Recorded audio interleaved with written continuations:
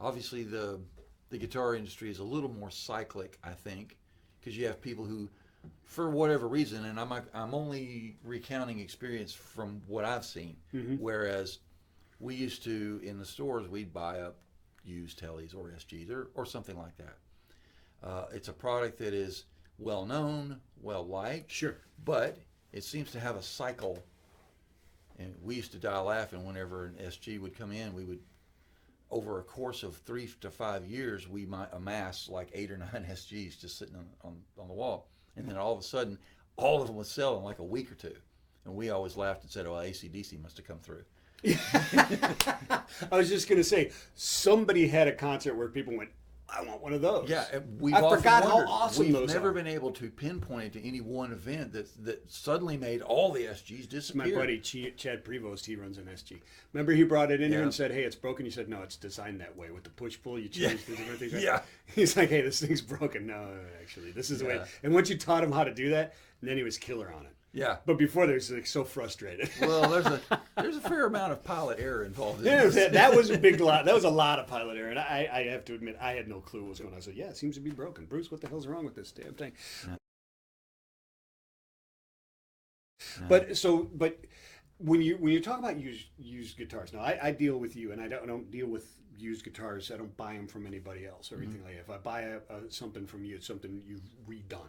Right. Right. Well, and that's really the smart way to do it. But you actually improved it, right? So I mean, is there a market out there for other than like Reverb to go out there and find like just hey, this is a used guitar. It's a Telly or it's a Gibson or it's a Squier or whatever it happens to be. It's a PSR, whatever, or PRS, whatever it happens to be.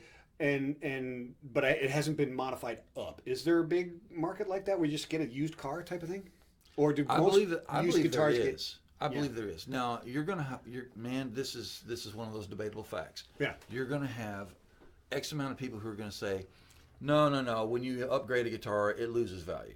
Okay, those are what when I you think trade of it as in. purists. When you change it. When you just change it, yeah. Let's say you get yourself a Les Paul. Yeah. Brand new Les Paul. Sure. You put the pickups in. You don't like the pickups in it. You put new pickups in it. Yeah. Okay. Some people will tell you that you just downgraded that guitar.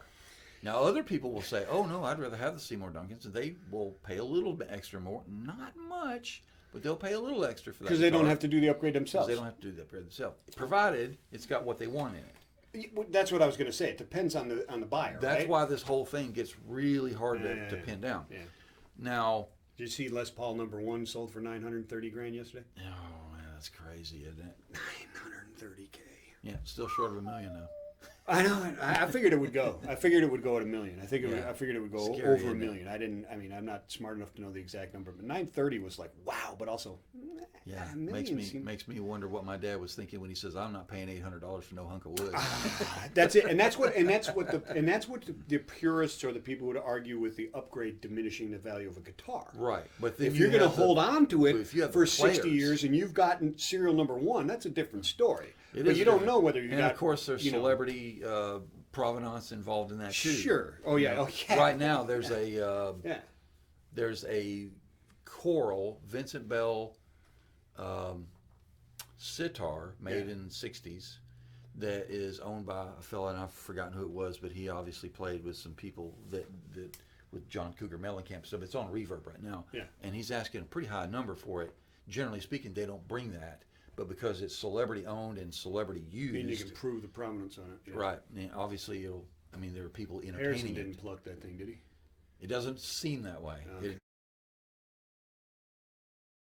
Now there's a bizarre instrument. If we ever get a hold of one, we'd love it. Love to. I got one back there. Do you got a sitar back there? I do have. We're gonna have to pull that up. 1966 Vinnie Bell. We will pull that up because that now you got movable frets. Yeah.